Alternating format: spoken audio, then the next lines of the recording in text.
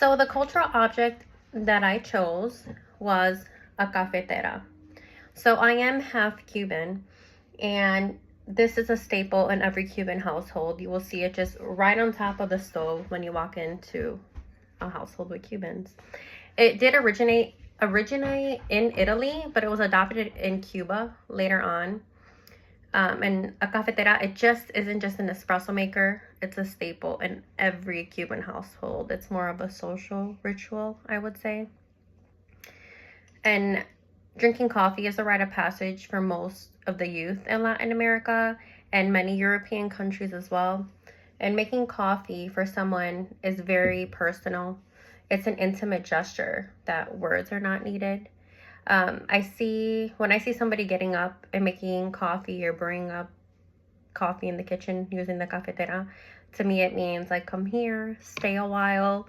I know for a fact that that's where the hospitality comes in place whenever I see a coffee in a cafetera being made. I traveled to Cuba not that long ago, about last year, and when I was visiting family, though they don't have much like Americans do, every single one of my cousins' home, I was welcomed with a little cup of espresso from the cafetera, so I knew I was just right at home. And that to me just shows gestures of love and welcoming. And that's how we brew coffee, to bring people together.